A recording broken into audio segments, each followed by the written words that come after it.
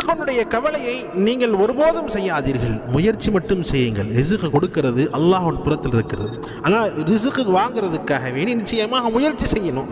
முயற்சி செய்ததற்கு பிறகு அந்த ரிஸ்கினுடைய பொறுப்பு அல்லாஹ்விட்டு இருக்கு. அல்லாஹ் குர்ஆனில் தெளிவாக சொல்லுகிறான், வமா மின் தாபத்தின் ஃபில் அர்தி இல்லா அலல்லாஹி ரிஸ்குஹா. இன்னும் உணவளிக்க அல்லாஹ் பொறுப்பேற்றுக் கொள்ளாத எந்த உயிரினமும் பூமியில் இல்லை என்பது அல்லாஹ் சொல்றான். உலகத்தில் வசித்திருக்கக்கூடிய வாழ்ந்து கொண்டிருக்கக்கூடிய அத்தனை ஜீவன்களுக்கும் அல்லாஹ் ரிஸ்க் எழுதிவிட்டான்.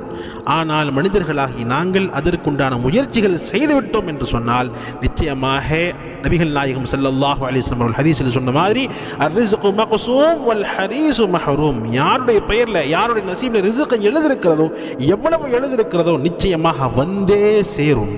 அல்லாஹ் ரிஸ்க் இல்லை எழுதவில்லை என்று சொன்னால் அது எவ்வளவு முயற்சி செஞ்சாலும் கிடைக்காது.